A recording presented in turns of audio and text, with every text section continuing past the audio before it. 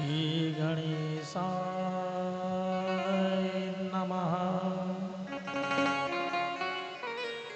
श्री राधा कृष्णाभ्यां नमः।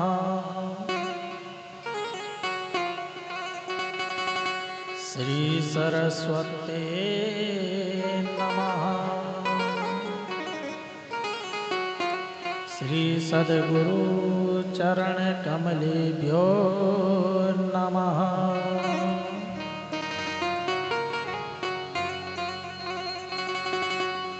नमः परमहंसास्वादित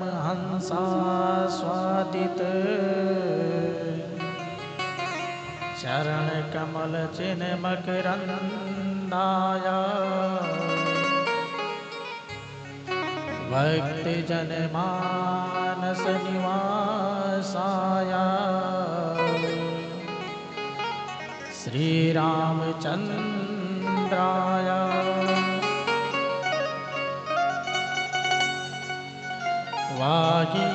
वागीसायस्य वदने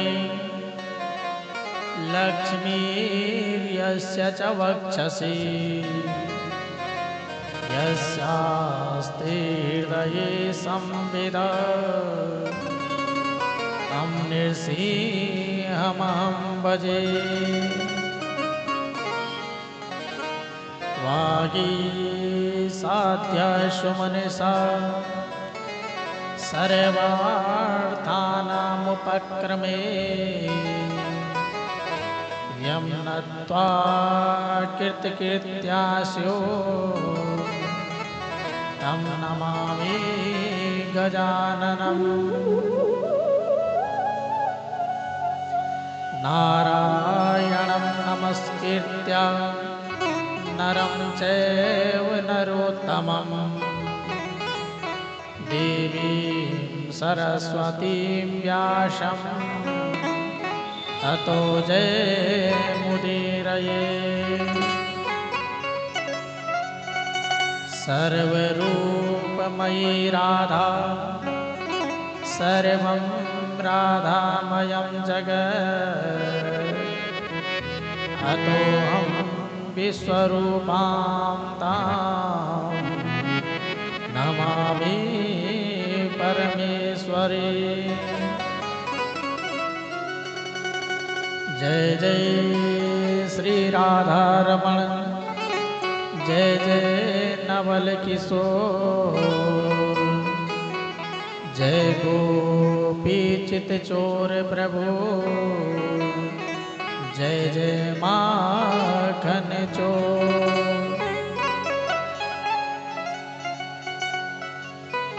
श्री राधा कृष्णाभ्यां नमः। श्री विष्णु पुराणाय नमः। बोले श्री विष्णु पुराण की।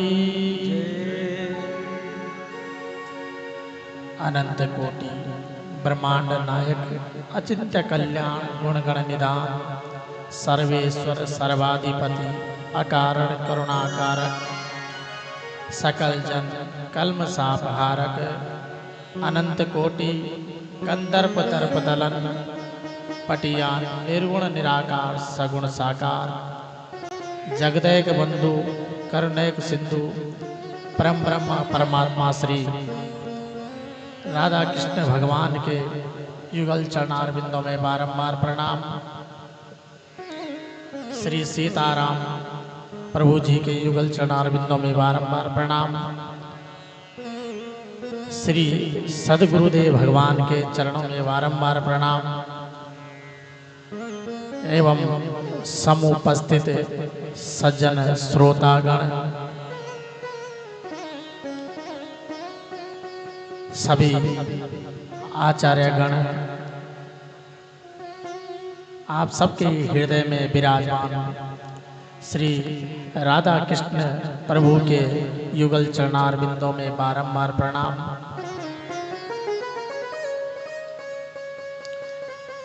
परम मंगलमय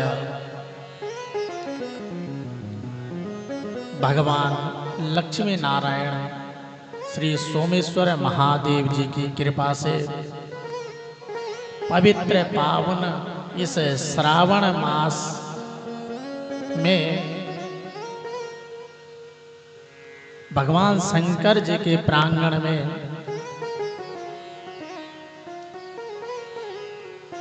श्री अष्टादश महापुराण यज्ञ का आयोजन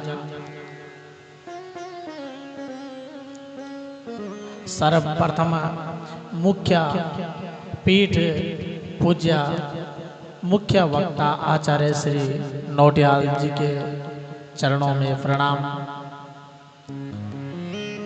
सभी पुराणों के वक्ताओं के चरणों में भी सादर प्रणाम।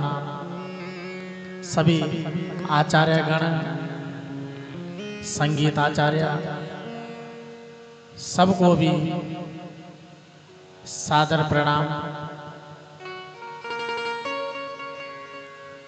पूज्य महाराज जी के सानिध्य में संत श्री पर्वतगिरी जी महाराज जी का परम ध्येय कि किसी भी तरह से विश्व कल्याण हो, विश्व में शांति बनी रहे। जिस प्रकार से आज हम अनेक प्रकार से समाज में देखते हैं, चाहे समाचार पत्रों के माध्यम से या सोशल मीडिया के माध्यम से कितनी विकृतियां हो रही हैं।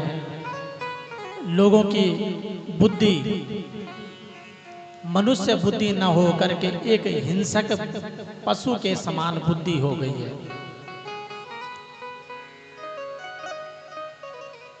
अधर्म करने में किसी भी प्रकार का कोई संकोच नहीं करते हैं, चाहे किसी को लूटना, चोरी करना, किसी की हत्या करना। इस प्रकार से जो पशु बुद्धि लोगों ने धारण कर रखी है, उस पशु बुद्धि को त्याग करके लोगों के अंदर एक सत बुद्धि आए। इस प्रकार से महाराज जी का विश्व कल्याण हेतु यह यज्ञ जरूर सार्थक होगा और एक दिन जरूर राम राज्य की स्थापना इस प्रकार जरूर होगी। पूज्य महाराज जी के चरणों में सादर प्रणाम, जिन्होंने यह यज्ञ का आयोजन किया।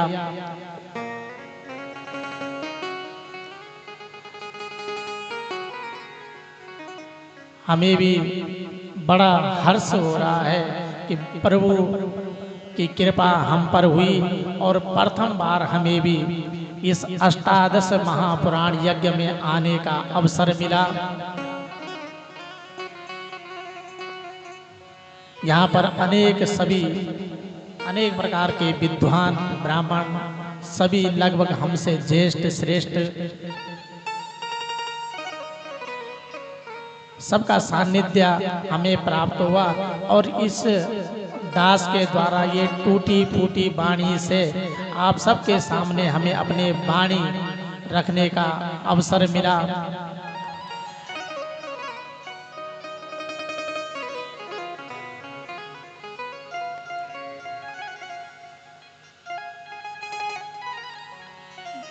इस प्रकार भगवान की सब पर कृपा बनी रहे। आज कथा का तृतीय दिवस और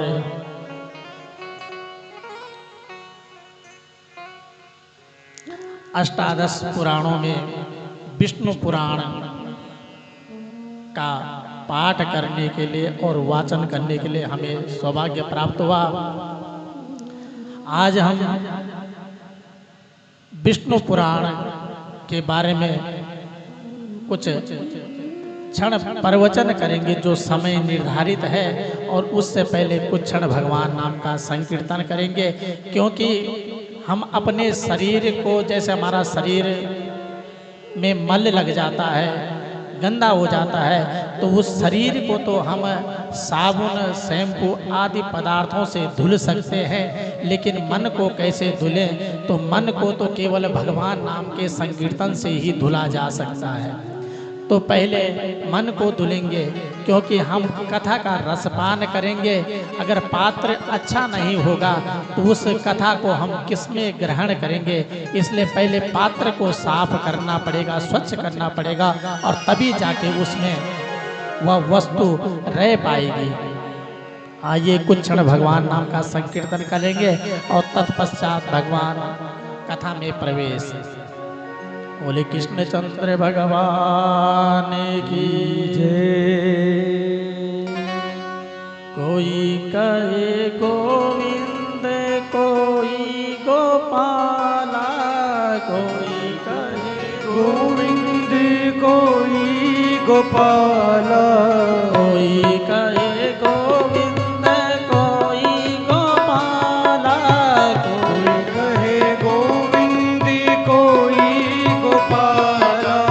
मैं तो कहूँ सांवरिया बांसुरिया वाला, मैं तो कहूँ सांवरिया बांसुरी वाला। गोविंदा गोपाला, गोविंदा गोपाला।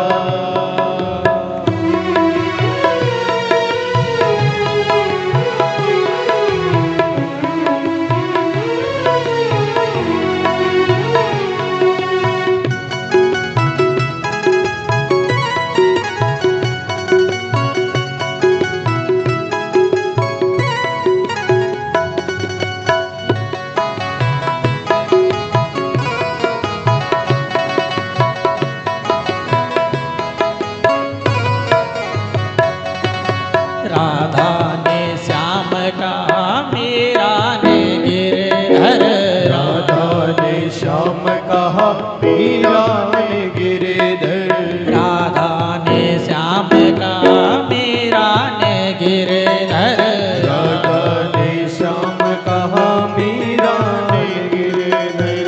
कृष्णा ने कृष्ण कहा खूब जाने नटवर, कृष्णा ने कृष्ण कहा खूब जाने नटवर।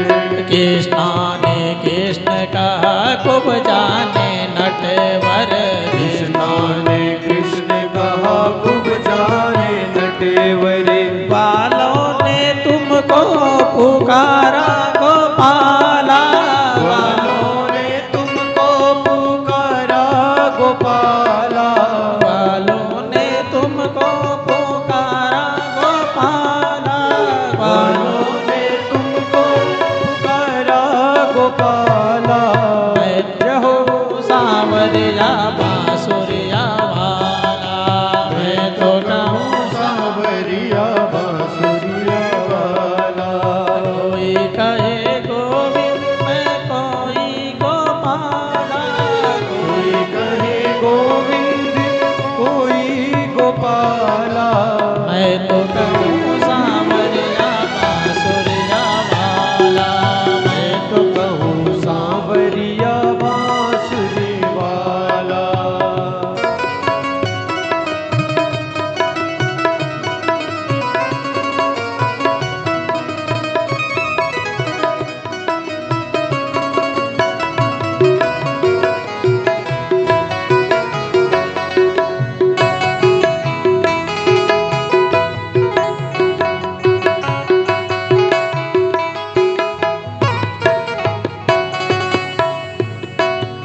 मैया तो कहती है सुन वो कन्हैया, मैया तो कहती है सुन ओ कन्हैया।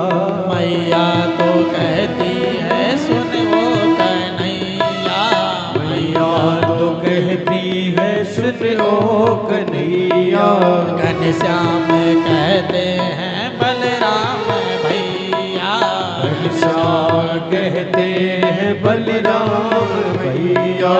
घनश्याम कहते हैं बलराम भैया, घनश्याम कहते हैं बलराम भैया।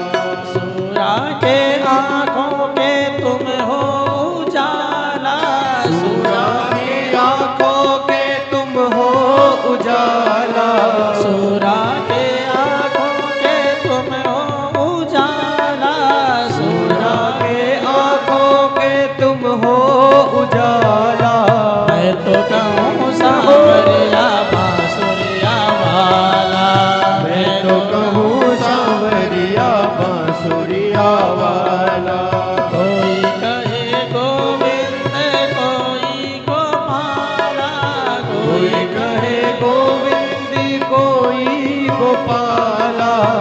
तो कहूँ सांवरिया बांसुरिया वाला, मैं तो कहूँ सांवरिया बांसुरिया वाला।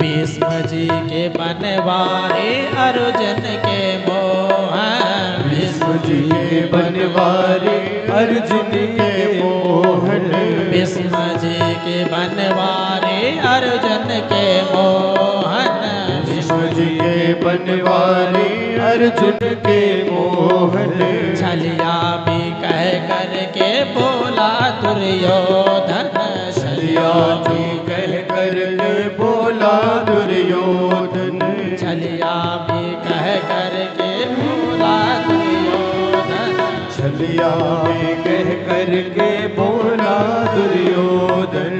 बालनिया तुमको पुकारे नंदलाला, बालनिया तुमको पुकारे नंदलाला, बालनिया तुमको पुकारे नंदलाला, बालनिया तुमको पुकारे नंदलाला। मैं तो कहूँ सांवरिया बांसुरिया वाला, मैं तो कहूँ सांवरिया बांसुरिया वाला।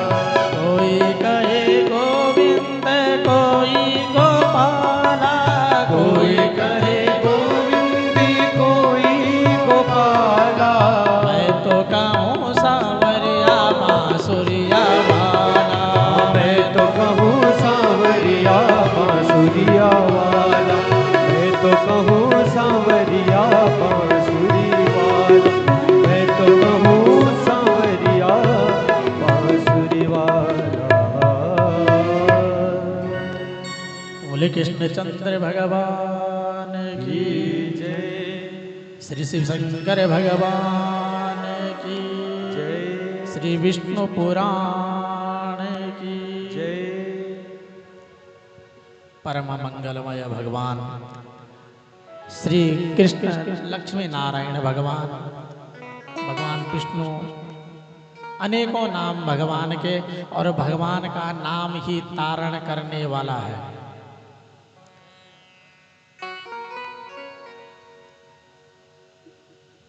भगवान के नाम से ही हमारा तारण हो सकता है। हम कितनी भी कथा सुने, कितनी कथा पढ़े, उन सब का आश्रय केवल एक ही है, और भगवान का नाम। निरंतर भगवान का नाम जप करना चाहिए। नारायण, कृष्ण, गोविंद, जिससे हम अपने दुखों को दूर कर सके, क्योंकि संसार में आज कोई भी व्यक्ति ऐसा नहीं है जो सुखी हो। कोई ना कोई कष्ट, कोई तन दुखी, कोई मन दुखी, कोई धन भी नहीं रहे तो उदास।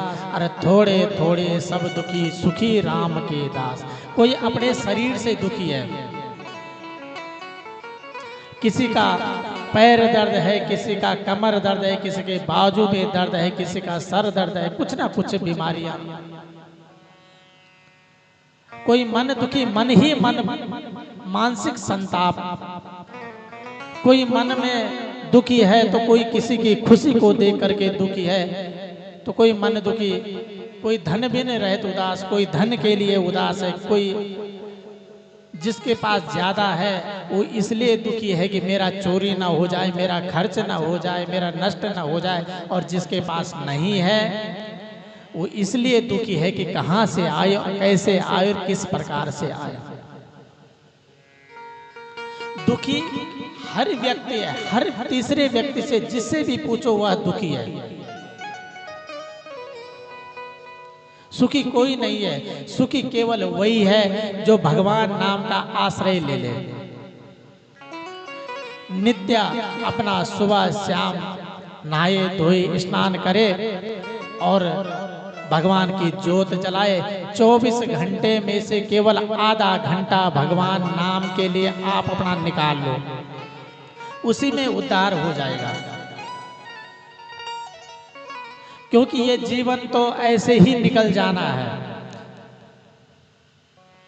जैसे कल पूज्य व्यास जी कल आया था कि 100 साल की हमारी उम्र है, लगभग 50 साल तो हमारे सोने में ही चले जाते हैं, कुछ गृहस्थ में, कुछ पढ़ाई लिखाई में, और थोड़ा बहुत बचता है वो भी हमें समय ही नहीं लगता। जिसको पूछो बोले समय नहीं है। किसी को बोलो कि यहाँ पर कथा चल रही है, आप आना जरूर समय निकाल करके, बोलते समय लगेगा तो आएंगे। समय लगता नहीं है। जैसे हम गृहस्थी लोग किसी को बोलते हैं कि कभी हमारे घर आना, तो हम लोग बोलते हैं कि समय लगेगा। समय निकालना पड़ता है। अगर निकालना चाहो तो निकल जाएगा, अगर नहीं निकालना चाहोगे तो जीवन में कभी भी नहीं निकलेगा। इसलिए जरूर भगवान का आश्रय लेना चाहिए, क्योंकि जब तक ये जीवन है तब तक तो अर्थ से काम चल सकता है, लेकिन जीवन जाने के बाद केवल मोक्ष अगर मिल गया, भगवान की शरण मिल गई, तभी हमारा उद्धार है। नहीं तो यहाँ से जाने के बाद भी फिर हमको भटकना पड़ेगा, और फिर हमारे घर वाले हमारे शांति के लिए अनेक प्रकार के उपाय करते हैं। फिर कि भाई उनको शांति नहीं मिली, उनकी नारायण बलि कर दो। कोई कहते हैं अभी वो घूम रहे हैं, उनकी प्रेत छाया कर दो। इस प्रकार से प्रेत में घूम रहे हैं। तो इसलिए जो भगवान नाम का आश्रय ले लेता है उसको फिर भटकना नहीं पड़ता है, क्योंकि भगवान का नाम ही तारण करने वाला है। जैसे छोटा बच्चा होता है, वो खेलता है आंगन में, और खेलते खेलते हमने आग जलाई रहती है। जैसे घर में सर्दियों में तो सभी लोग जलाते हैं, और पहाड़ों में तो सर्दी गर्मी हमेशा जलती है। तो छोटा बच्चा खेलते खेलते आग की तरफ चला जाता है, और उसका हाथ आग में लग जाता है, और उसका हाथ जल जाता है। उस बच्चे को ये ज्ञान नहीं है कि अग्नि में मेरा हाथ लगने से मेरा हाथ जल जाएगा।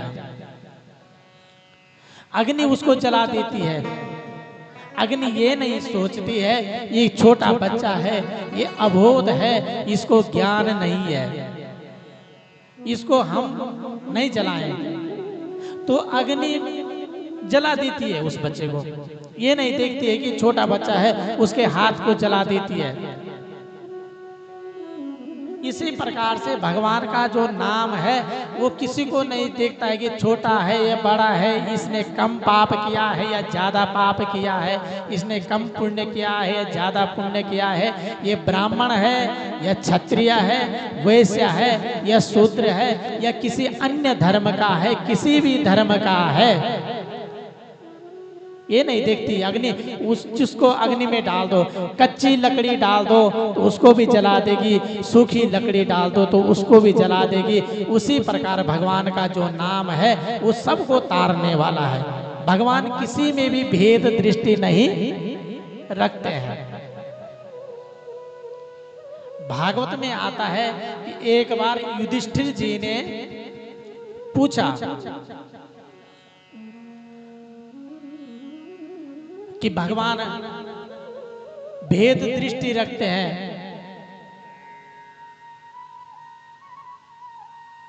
तो भगवान किसी में भी भेद दृष्टि नहीं रखते हैं, क्योंकि भगवान जिससे शत्रु भाव भी रखते हैं। जिस प्रकार से शिशुपाल से उनका शत्रु भाव था, शिशुपाल ने भगवान से हमेशा शत्रु भाव रखा, लेकिन जब भगवान के सुदर्शन चक्र के द्वारा उनका धड़ शरीर से अलग किया गया तो शिशुपाल के शरीर से जो ज्योति निकली वो भगवान श्री कृष्ण के चरणों में समा गई। तो भगवान से जो किसी भी प्रकार से मन लगाएं। आप यशोदा माता ने पुत्र भाव से लगाया तो उनका उद्धार हो गया। कंस आदि जरासंध, कंस, काल यवन, अन्य दैत्यों ने शत्रु भाव से भगवान से बैर भाव से मन लगाया तो उनका भी उद्धार हो गया। और गोपियों ने प्रेम भाव से भगवान में मन लगाया तो उनका भी उद्धार हो गया। जिस भाव से भी आप भगवान में मन लगाते हैं उससे उद्धार ही हो जाता है।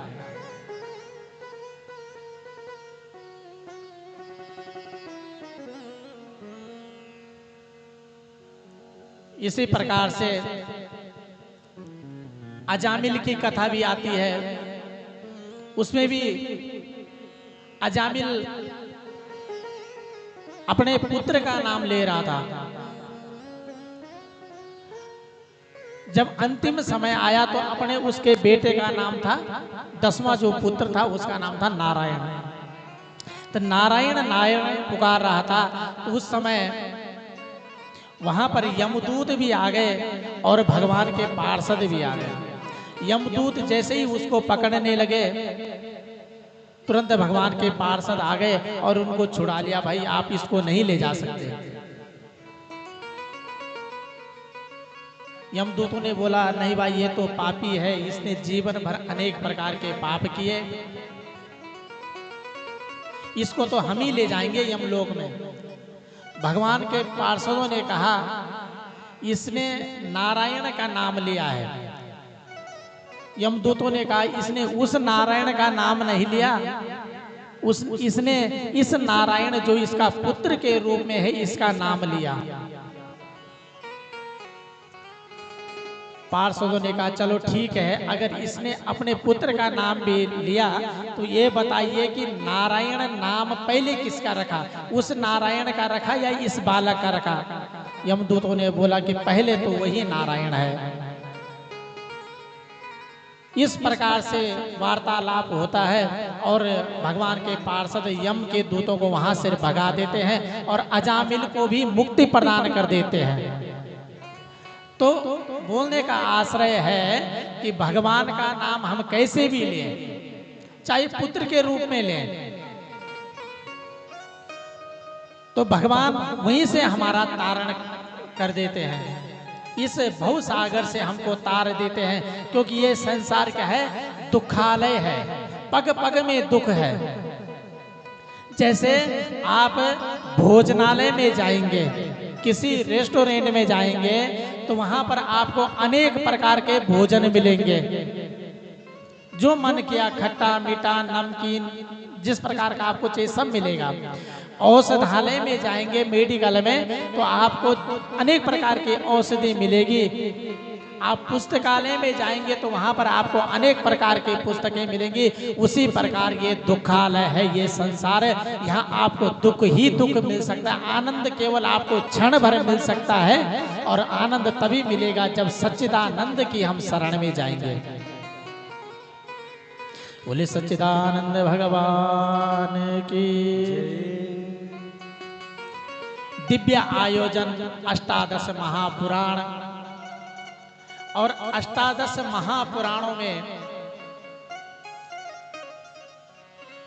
दास को श्री विष्णु पुराण का वाचन करने का सुअवसर मिला। विष्णु पुराण का 18 पुराणों में एक विशेष महत्व है।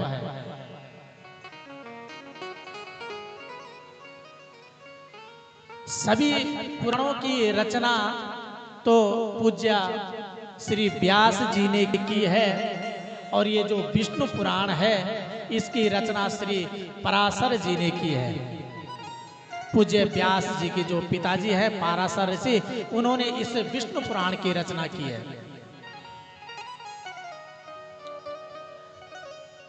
इस विष्णु पुराण में अन्य विषयों के साथ भूगोल, कर्मकांड, राजवंश और कृष्ण चरित्र आदि कई प्रसंगों का बड़ा अनूठा और विशद वर्णन किया गया है।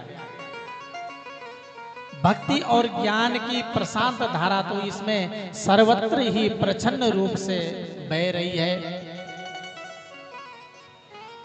यद्यपि इस विष्णु पुराण है या विष्णु परक है, फिर भी इसमें शंकर भगवान का कहीं पर भी अनादर नहीं हुआ है। शंकर भगवान का भी इसमें आदर किया गया। जैसे भगवान विष्णु और बाणासुर का संग्राम हुआ, वहां पर भी भगवान विष्णु का आदर किया गया। संपूर्ण ग्रंथ में शिव जी का प्रसंग संभवतः आता ही रहता है।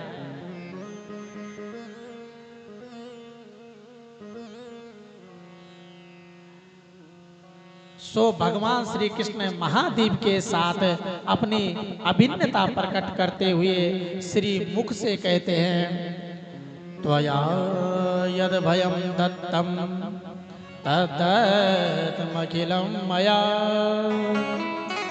मत्तो विभिन्नमात्मानं द्रष्टुमर्हसि शंकर।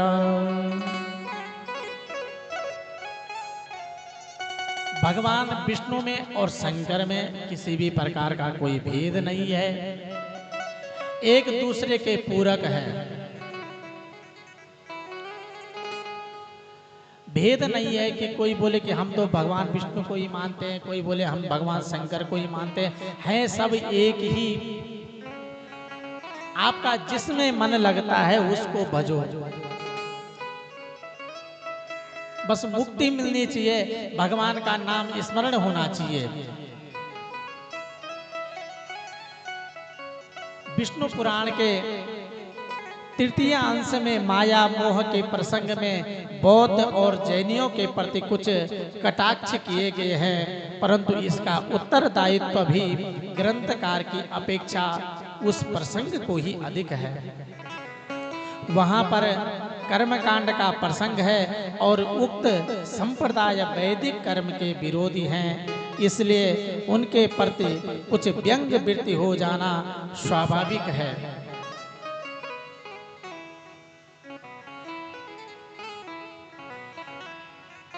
इस विष्णु पुराण में 6 अंश हैं। प्रथम अंश में 22 अध्याय, द्वितीय अंश में 16 अध्याय और तृतीय अंश में 18 अध्याय हैं। चतुर्थ अंश में 24 अध्याय, पंचम अंश में 38 अध्याय और षष्ठ अंश में 8 अध्याय है। प्राचीन समय में जो विष्णु पुराण था उसमें 23,000 श्लोक थे, लेकिन समय काल चक्र के अनुसार किसी समय यहाँ पर हमारे देश में आक्रमणकारी आए, म्लेच्छों का राज हुआ और उन्होंने हमारे धर्म को, हमारे धर्म की पुस्तिकाओं को, इन ग्रंथों को नष्ट करना चाहा और इनमें वो कुछ सफल भी हुए। जहां पुस्तकें रहती थी वहां आग लगाना प्रारंभ कर दिया। इस प्रकार से हमारे धर्म ग्रंथों को नष्ट करना चाहा। तो इस ग्रंथ में प्राचीन समय में 23,000 श्लोक थे और फिर कुछ विद्वानों ने जो बची थी, जो पत्रिकाएं, जो पुस्तकें, उनको इकट्ठा किया, फिर उनको एक पुस्तक के रूप में सजोया और आज इस विष्णु पुराण में वर्तमान समय में 7,000 श्लोक विद्यमान है।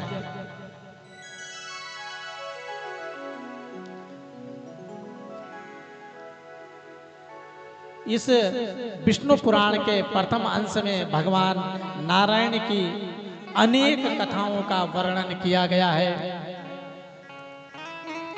सर्वप्रथम ग्रंथ का उपोद्योजात का विस्तृत वर्णन किया गया, जिसमें पाराशर जी और मैत्रेय मुनि का बड़ा सुंदर संवाद संपूर्ण पुराण में व्यास जी के पिता पाराशर जी और मैत्रेय ऋषि के बीच में दिव्य संवाद है, दिव्य कथाओं का।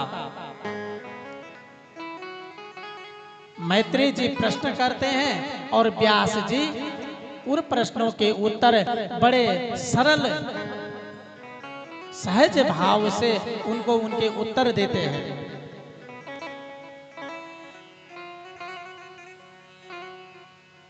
पाराशर ऋषि जी के पिता का नाम शक्ति मुनि था और शक्ति मुनि के पिता ऋषि वशिष्ठ हुए। पाराशर जी की माता का नाम अदृश्यंती और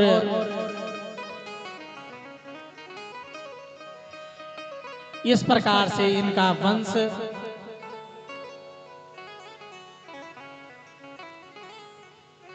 एक समय विश्वामित्र जी की आज्ञा से पाराशर जी के जो पिता थे,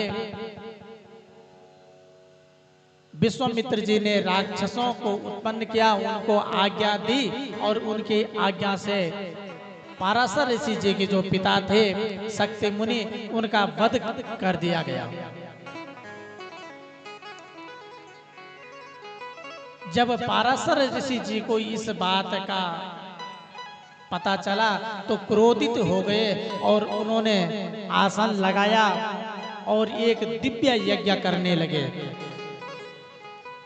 यज्ञ जब प्रारंभ हुआ तो उस यज्ञ के प्रभाव से राक्षसों का वध होने लगा।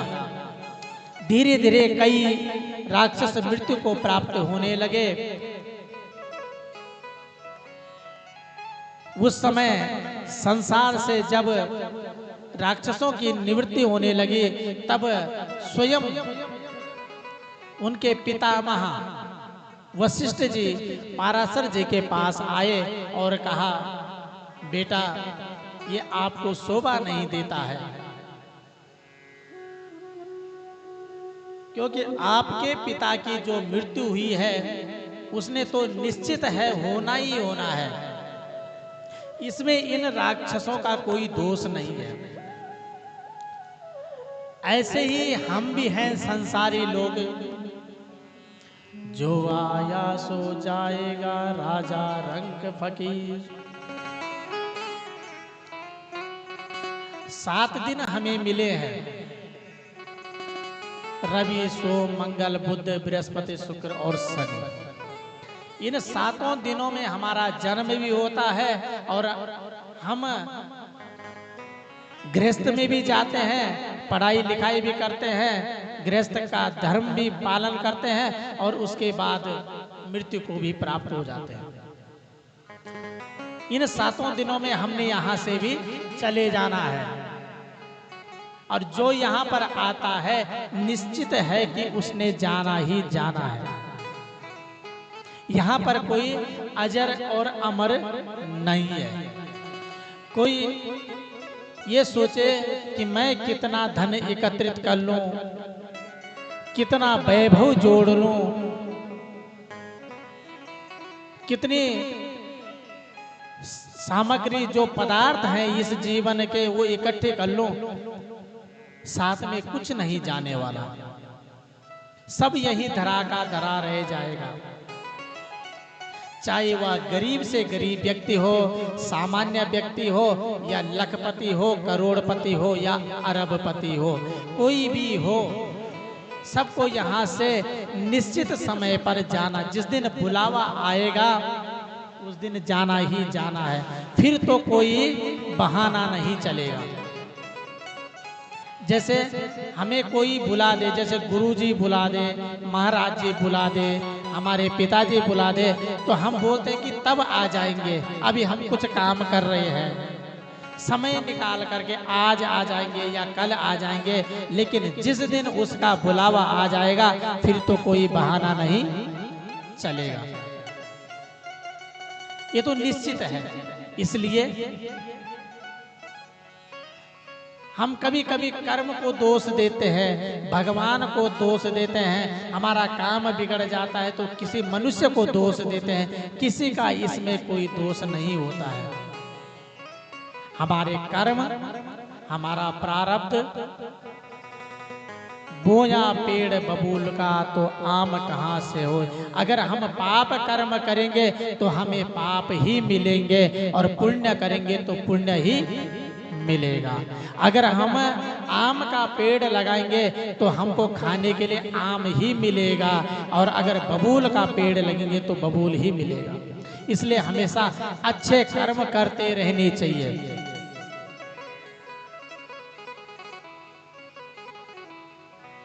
हमेशा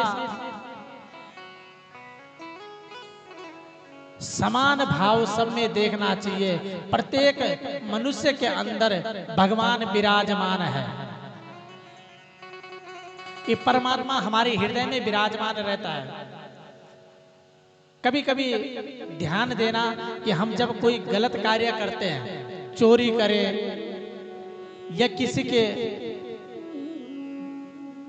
किसी का कोई सामान उठाएं इस प्रकार से, तो अगर हम गलत कार्य कर रहे हैं तो मन से एक बार तो हम बोलते हैं कि उठा लेते हैं, लेकिन मन से दूसरी आवाज आती है कि नहीं नहीं मत उठा। जो हमारी आत्मा है वो तो उसके लिए तैयार हो जाती है, लेकिन परमात्मा भी हमारे हृदय में विराजमान है। वो उस कर्म को करने से हमको रोकता है।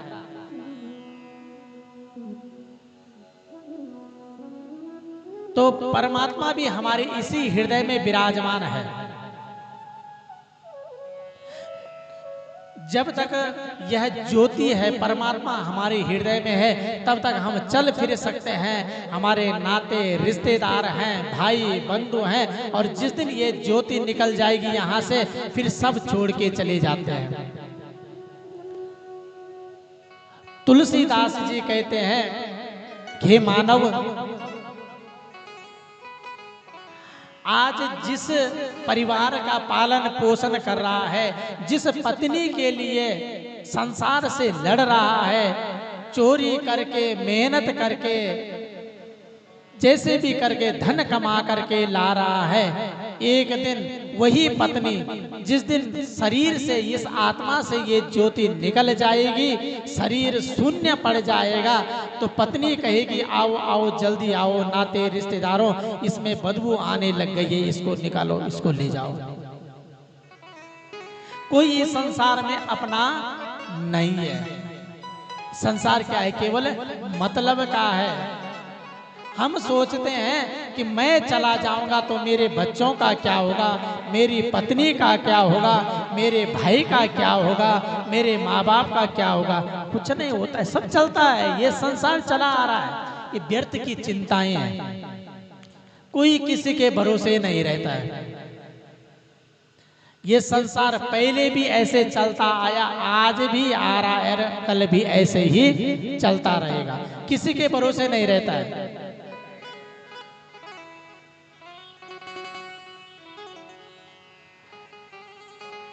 और पत्नी तो कहती है कि इसको निकालो, बदबू आने लग जाएगी।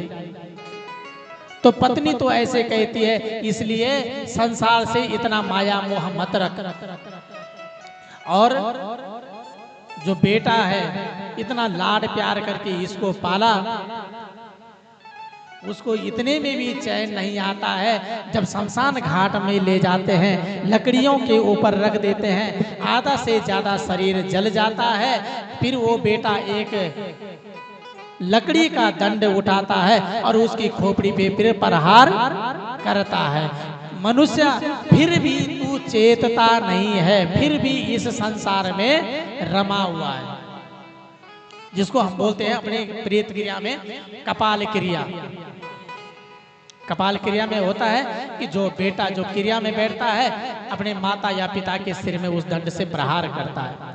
तो तुलसीदास जी का बोलने का मतलब है कि कोई इस संसार में किसी का नहीं है, इसलिए भगवान का भजन करो। केवल भजन ही हमको इस संसार से तार सकता है, इस माया मोह से दूर कर सकता है। भजन और भोजन, देखो भोजन जो किया जाता है वो लिमिट में होता है, क्योंकि भोजन में ओ की मात्रा है। मात्रा का मतलब हिसाब से खाना है, ज्यादा खाएंगे तो तबीयत खराब हो जाएगी। अपच हो जाएगा। भोजन हमेशा मात्रा में होता है, उसकी लिमिट होती है, लेकिन भजन भजन जितना मर्जी करो उसमें कोई मात्रा नहीं है, कोई भजन में मात्रा नहीं है। तो भजन जितना ज्यादा करो उसकी कोई मात्रा नहीं है। इसलिए नित्य भजन करना चाहिए, भगवान का नाम उठते बैठते चलते फिरते खाते खाना बनाते कर्म करते हुए भजन करते रहना चाहिए। तो इस प्रकार से वशिष्ठ जी ने समझाया पराशर जी को कि इसमें राक्षसों का कोई दोष नहीं है। और इस प्रकार से समझाने पर पराशर जी समझ गए, अपने पितामह दादाजी को प्रणाम किया और फिर वशिष्ठ जी ने वहां से प्रस्थान किया। इसके बाद इस विष्णु पुराण में अधिकतर जो कथाएं हैं वो श्रीमद् भागवत महापुराण से मिलती जुलती है। इसके बाद इसमें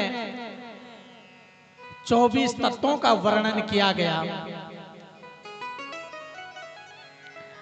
तथा जगत की उत्पत्ति का कर्म की जगत की उत्पत्ति ब्रह्मा जी ने कैसे करी और भगवान विष्णु की महिमा का वर्णन किस प्रकार से भगवान विष्णु अपने भक्तों पर अनायास कृपा करते रहते हैं।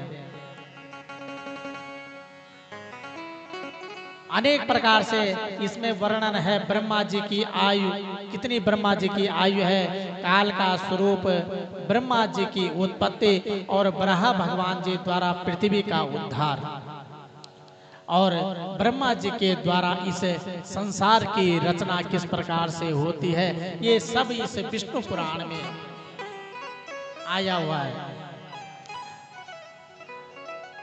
अगर हम विष्णु पुराण की कथा करने लग जाएंगे तो पूरे 11 दिन तो हमको ही लग जाएंगे। इसलिए हमको केवल मात्र 1 घंटा बोलने के लिए दिया जाता है और केवल हम इसमें संक्षिप्त में, जैसे व्यास जी पूज्य मुख्य वक्ता व्यास जी कल कह रहे थे, हम केवल स्पर्श करते हुए इसको आप लोगों के सामने रखते हैं। ज्यादा कथाएं हम इसमें कर नहीं सकते क्योंकि समय का अभाव है।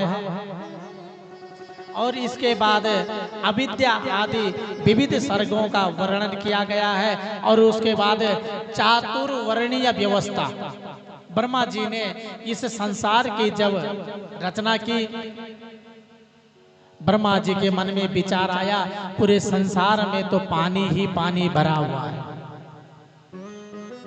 भगवान नारायण ने आदेश दिया कि सृष्टि की रचना करनी है, तो ब्रह्मा जी ने जब देखा तो सब जगह पानी ही पानी भरा हुआ है।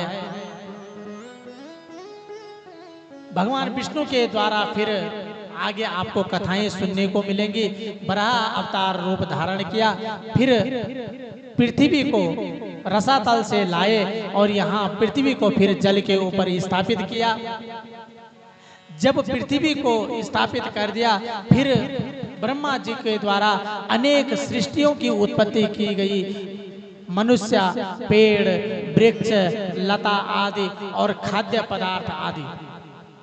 फिर ब्रह्मा जी के द्वारा वर्ण व्यवस्था की गई। यहाँ पर मैत्रेय जी पूछते हैं पराशर जी से, हे गुरुदेव, आपने जो अर्वाक श्रोता मनुष्यों के विषय में कहा, उनकी सृष्टि ब्रह्मा जी ने किस प्रकार की, यह विस्तार पूर्वक कही है। श्री प्रजापति ने ब्राह्मण आदि वर्णों की, उनके गुणों से युक्त जिस जिस प्रकार से उनकी रचना की, उसके बारे में आप हमें बताइए, उनका वर्णन कीजिए। पराशर जी बोलते हैं, हे द्विज श्रेष्ठ मैत्रेय जी, जगत रचना की इच्छा से युक्त सत्य संकल्प श्री ब्रह्मा जी के मुख से पहले सत्व प्रधान प्रजा उत्पन्न हुई। तदंतर उसके बाद वक्ष स्थल से रजा प्रधान तथा जंघाओं से रज और तमा विशिष्ट सृष्टि हुई। मैत्रेय जी चरणों से ब्रह्मा जी ने एक और प्रकार की प्रजा उत्पन्न की, वह तमा प्रधान थी। ये ही सब 4 प्रकार के वर्ण हैं, ब्राह्मण, वैश्य, ब्राह्मण, क्षत्रिय, वैश्य और शूद्र। इस प्रकार हे द्विज सत्तम, ब्राह्मण, क्षत्रिय, वैश्य और शूद्र ये चारों हैं। ब्रह्मा जी के मुख, वक्षस्थल, जान और चरणों से ये सब उत्पन्न हुए हैं।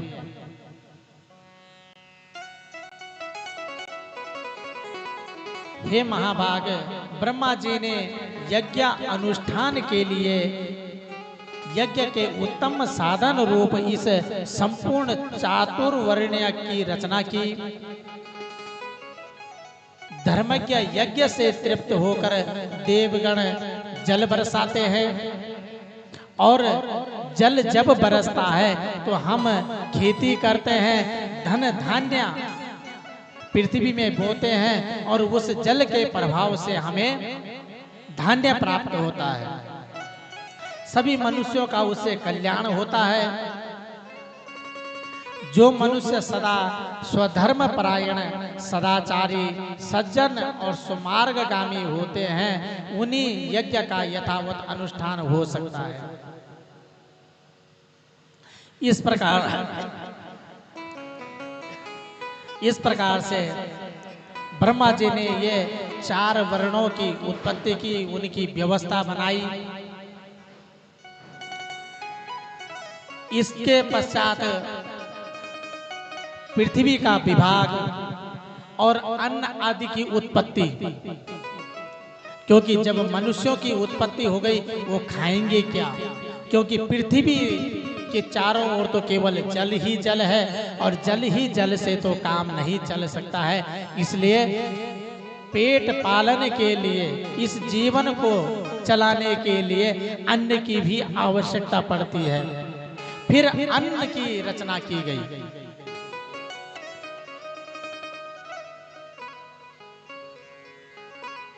और अन्न की रचना के बाद मरीचि आदि प्रजापति गण, तामसिक सर्ग, स्वयंभू मनु और सत्वरूपा तथा उनकी संतानों का वर्णन किया गया। हम सब मानव कहलाते हैं, क्योंकि हम सब मनु जी की संतान हैं, और मनु और सतरूपा भगवान ब्रह्मा जी के भुजाओं से प्रकट हुए हैं। दाहिनी भुजा से मनु और बाईं भुजा से सतरूपा। उनका विवाह संपन्न हुआ और उनकी संतानें हुई। विष्णु पुराण में बताया गया है कि मनु और सतरूपा के 2 पुत्र और 2 पुत्री हुई, उत्तानपाद और प्रियव्रत।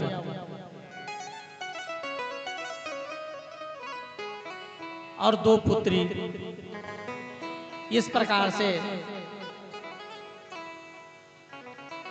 और उसके पश्चात रौद्र सृष्टि। एक समय ब्रह्मा जी ने भगवान का ध्यान लगाया,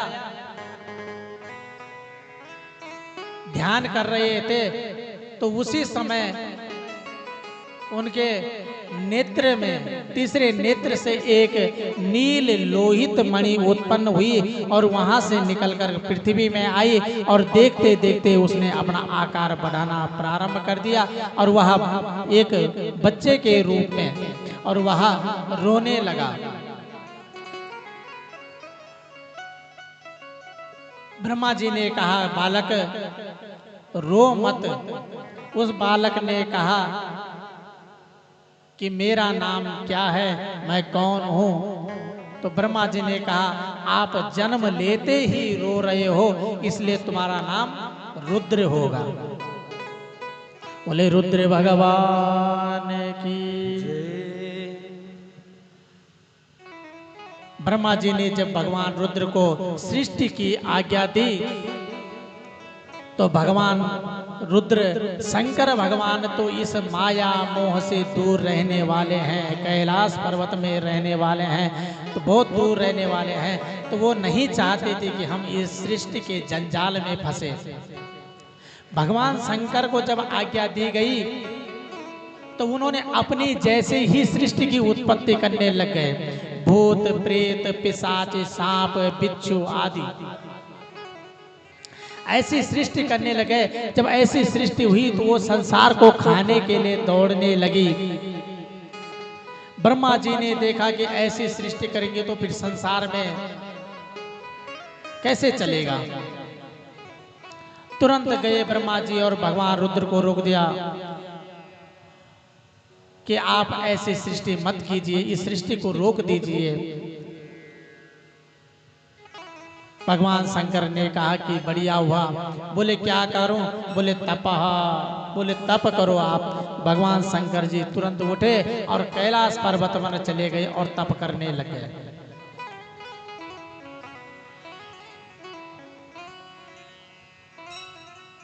इस प्रकार से रौद्र सृष्टि, इसके पश्चात लक्ष्मी जी का सर्वव्यापकता,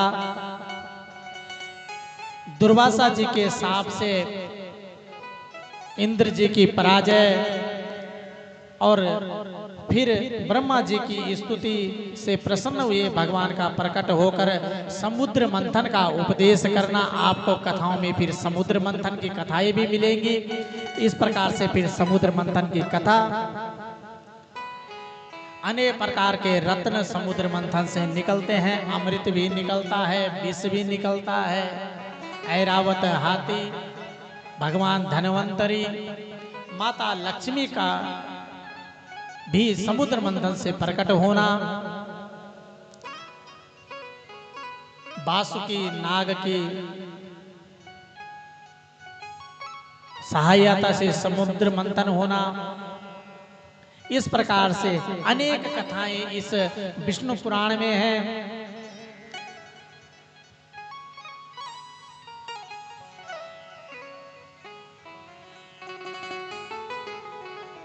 और भृगु ऋषि अग्नि और अग्नि स्वातादि पितरों की संतानों का वर्णन, ध्रुव का वनगमन और ध्रुव को भगवान का आशीर्वाद, भगवान की कृपा, ध्रुव के द्वारा भगवान की स्तुति, भगवान का प्रकट होना और भगवान के द्वारा उन्हें आशीर्वाद देना। और उसके बाद ध्रुव जी ने 36,000 वर्षों तक पृथ्वी में राज किया और उसके बाद वह अटल सिंहासन पर ध्रुव तारे के रूप में आज भी हमको दिखाई देते हैं। इस प्रकार ध्रुव जी का इसमें प्रसंग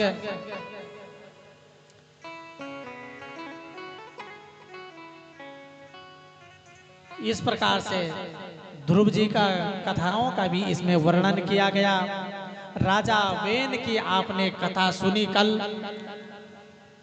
और पृथु भगवान का चरित्र, ये सब कथाएं विष्णु पुराण में बताई गई है। आप इनका भी आपने कल भी श्रवण किया, आगे भी आपको कथाओं में मिलेगा। यह विष्णु पुराण बड़ा दिव्य, भगवान की कथाओं से ओतप्रोत,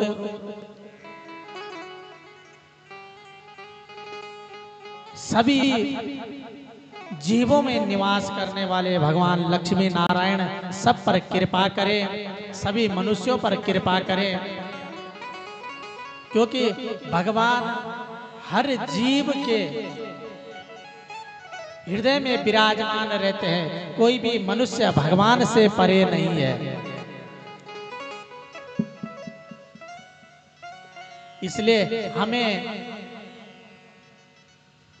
क्योंकि कथाएं तो कल महाराज जी भी कह रहे थे कि प्राण पूरे हो जाएंगे लेकिन पुराण पूरे नहीं होंगे। इसलिए हम कथाएं जितनी ज्यादा कहेंगे कि पुराणों को ये कभी पूर्ण होने वाले नहीं हैं। तो इसलिए आप केवल, जैसे एक सूप होता है ना, सूपा, तो हम उसको धान डालते हैं उसमें, तो हमें कैसा होना चाहिए?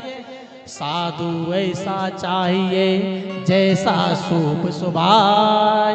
अरे सारे सारे को गई रहे थोता दिए उड़ाए। सूपा होता है, हम चावल डालते हैं तो चावल चावल अपनी तरफ खींचता है, और जो भूसा भूसा होता है उसको बाहर फेंक देता है। इसलिए हम सभी को कथा सबकी सुननी है, और जो केवल जो सार है, भगवान का नाम है, उन कथाओं को अपने जीवन में उतारना है। ऐसा नहीं आपने यहाँ पर सुना और घर जा करके घर जाते जाते सब कुछ भूल गए। अपने जीवन में इन कथाओं को जरूर उतारना है। उस सूप की तरह, सूपे की तरह अपने जीवन में इन कथाओं को जरूर उतारना है। बोले कृष्ण चंद्र भगवान की। आज की कथा हम यहाँ पर विराम लेंगे। पूज्य व्यास जी यहाँ पर अब आएंगे, अपने कथाओं से आपको श्रवण कराएंगे। बोले कृष्ण चंद्र भगवान की जय।